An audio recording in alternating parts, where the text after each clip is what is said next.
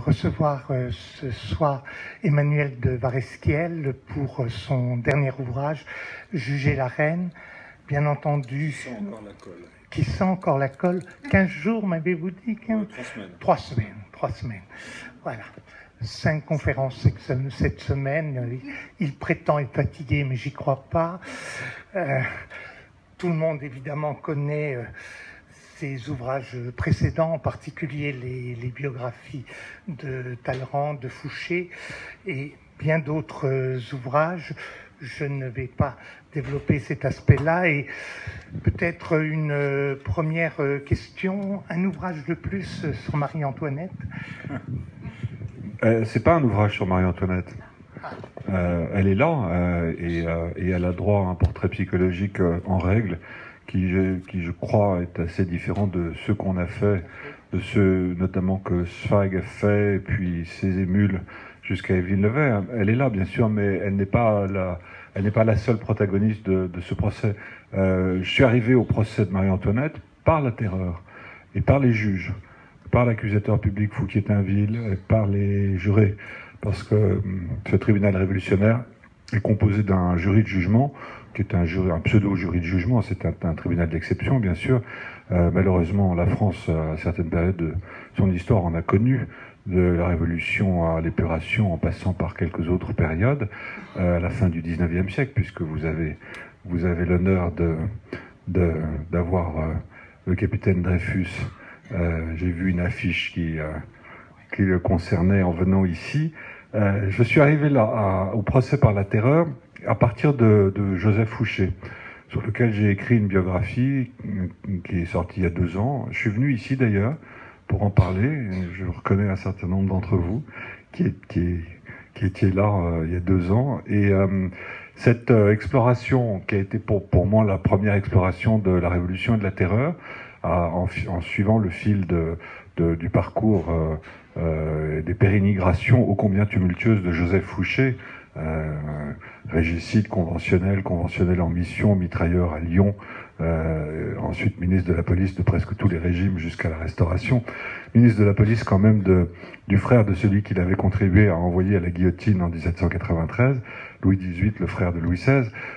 Cette traversée de la terreur m'a vraiment donné envie, si j'ose dire, de l'explorer encore un peu plus, d'essayer de la comprendre encore un peu mieux, persuadé que cette période de la Révolution française est une période clé pour qui veut comprendre notre histoire contemporaine et qui veut nous comprendre aujourd'hui tel que nous vivons autour de ce principe fondateur de l'égalité, tel que nous vivons aujourd'hui au début du XXIe siècle.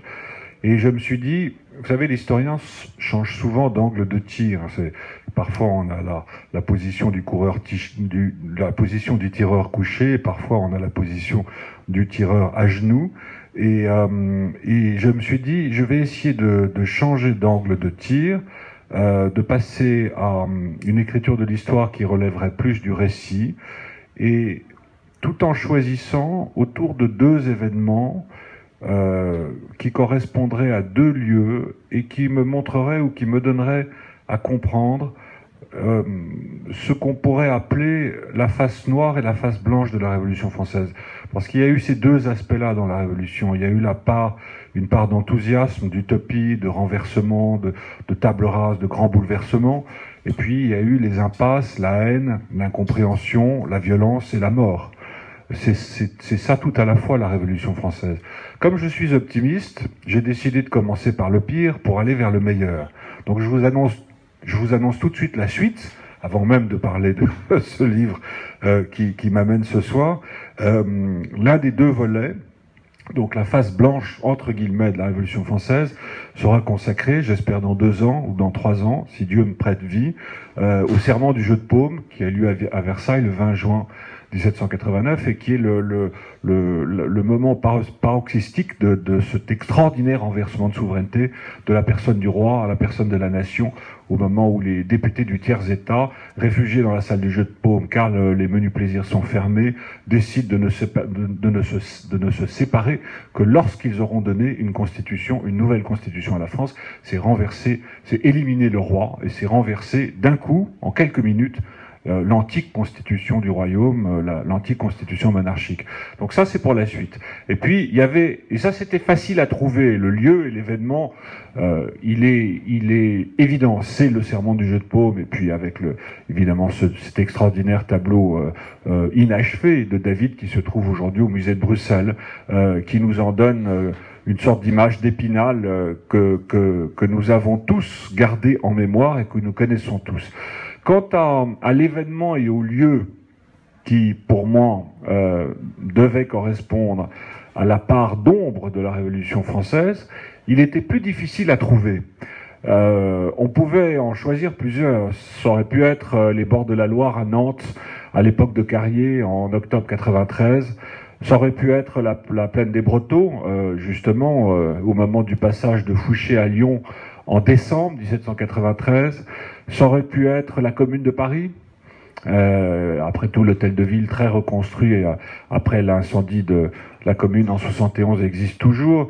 Ça aurait pu être la Convention nationale, même si le lieu de la Convention nationale, les deux lieux de la Convention nationale, le manège à côté des Tuileries et l'ancienne salle de l'Opéra des Tuileries ont disparu. Mon ami a beaucoup travaillé sur les décors peints qui ont été réalisés à l'occasion de l'arrivée de la famille royale, l'arrivée forcée, et déjà en partie prisonnière de la famille royale aux Tuileries en octobre, après ces fameuses journées du 5 et du 6 octobre à Versailles, 1789.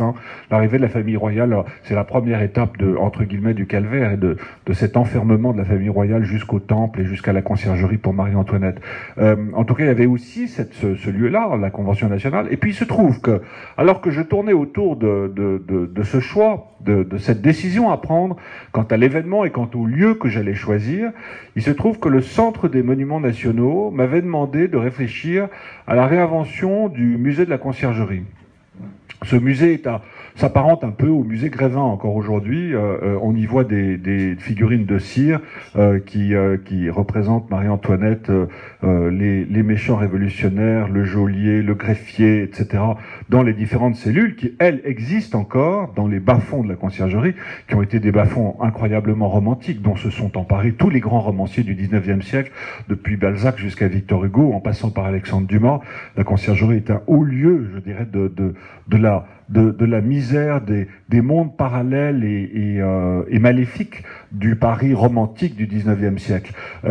Et donc je me suis retrouvé dans ces lieux de la Conciergerie, à la fois en bas et en haut, si j'ose dire, parce que j'ai visité aussi la première chambre du tribunal de grande instance de Paris, qui est l'endroit même où siégeait le tribunal révolutionnaire, la salle de la liberté, assez mal nommée salle de la liberté, je dois dire, étant donné ce qu'a été l'action du tribunal révolutionnaire sous la terreur, qui envoie quand même 2750 personnes à la mort, à la guillotine, de mars 1793 à juillet 1794, ce qui n'est pas rien.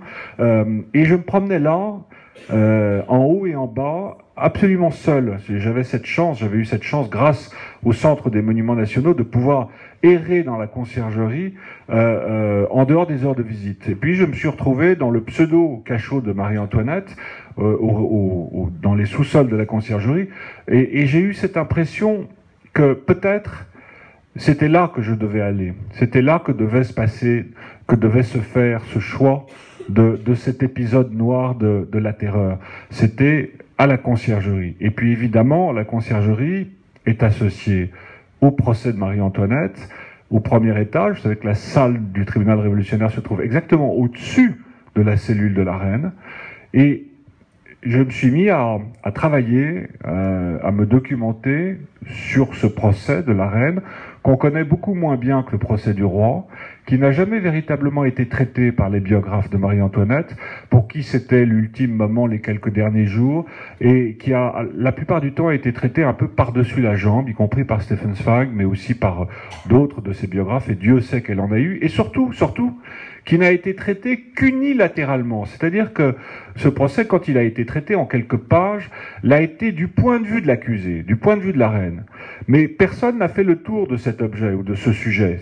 En montrant ce procès, sous toutes ses coutures, si j'ose dire, en le montrant comme un événement majeur et paroxystique de la terreur, et en le montrant à la fois du côté de la révolution et du côté de la contre-révolution, c'est-à-dire du côté des juges et du comité de salut public, du comité de sûreté générale, de la Convention nationale, de la Commune de Paris, des sections parisiennes, ça en fait quand même, et aussi du côté de Marie-Antoinette. Et je me suis dit, si je travaille sur ce procès des deux côtés, si je l'observe, si j'en fais absolument le tour, si je passe de l'autre côté du miroir, qui est le miroir de l'accusé, si j'en démonte les fantasmes, parce que c'est le procès de tous les fantasmes, je vais peut-être mieux comprendre ce qu'a été véritablement la terreur, les raisons de ce procès, la façon dont il s'inscrit dans une dynamique qui est une dynamique révolutionnaire, à l'intérieur et à l'extérieur, car la République, toute jeune encore, qui a été créée en septembre 1792, n'a qu'1 an, et qu'elle est dans une situation délicate, sinon extrêmement difficile, insurrection intérieure, insurrection vendéenne, insurrection girondine et royaliste à Lyon, à Marseille, envahissement du territoire de la République à Toulon avec le débarquement anglo-espagnol en 93.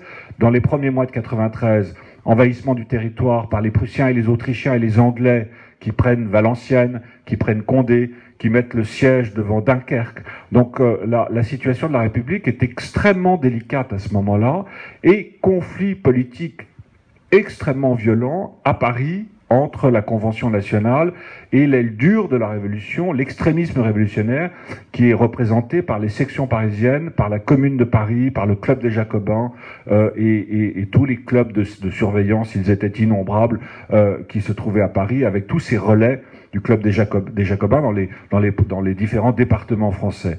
Et donc, étudier ce procès de Marie-Antoinette, qui est infiniment plus intéressant à observer que le procès de Louis XVI.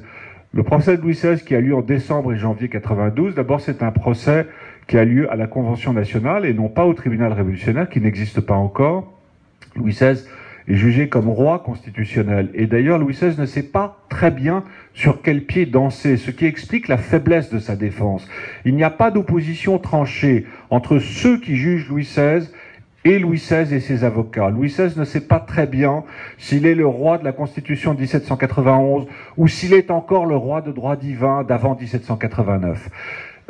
On n'a pas du tout cette situation-là avec le procès de Marie-Antoinette. Marie-Antoinette est véritablement l'incarnation, la dernière incarnation de la monarchie de droit divin. Elle est celle qui porte sur ses épaules les droits historiques de la monarchie française et partant les droits de son fils qui est enfermé au Temple, le petit dauphin qui a 8 ans et qui mourra 2 ans plus tard en 1795. Le procès de Marie-Antoinette, c'est un peu, il n'y a pas 50 nuances de gris, comme dirait un romancier contemporain que vous connaissez. C'est un peu une image en noir et blanc. Tout est tranché. C'est un procès fait par les hommes contre une femme, car il ne faut jamais oublier la dimension incroyablement misogyne de la Révolution française. La Révolution française, c'est le triomphe des hommes sur le monde des femmes. Rappelez-vous ce que dit Élisabeth Vigée-Lebrun, qui est la grande portraitiste de Marie-Antoinette dans ses mémoires. Elle dit à un moment, au début de ses mémoires, les femmes régnaient sous l'Ancien Régime, la Révolution les a détrônées. Et lorsque l'ambassadeur des États-Unis arrive à Paris, en mai 1789, il dit, mais Paris est la capitale des femmes. C'est le monde, c'est le mundus muliebris, comme dit très joliment Marc Fumaroli, le monde des femmes. Et ce monde des femmes va être mis de côté. L'imaginaire révolutionnaire, s'agissant de la femme, place la femme non pas dans des situations de pouvoir, non pas dans des situations d'influence, non pas même dans des situations de grâce, si j'ose dire. Je pense à la douceur de vivre dont parle Talleyrand lorsqu'il évoque les dernières années de l'Ancien Régime, mais place la femme à la maison, avec ses enfants et à son ménage. Il y aura du chemin à faire, depuis la Révolution jusqu'à aujourd'hui, pour remettre la femme dans sa véritable place. Mais c'est plutôt une dégradation, la Révolution, de la position de la femme par rapport à ce qu'elle était sous l'Ancien Régime. Tout n'est pas forcément positif dans la Révolution. Il y a évidemment des aspects incroyablement positifs et d'autres qui le sont moins. Et donc, Marie-Antoinette est jugée comme femme. et évidemment comme femme de pouvoir et comme reine, même si elle a droit à un traitement, au traitement d'une criminelle, puisqu'elle passe devant ce tribunal révolutionnaire créé en mars 1793, qui est un tribunal criminel d'exception, où tout est organisé à l'avance. Marie-Antoinette est condamnée à l'avance.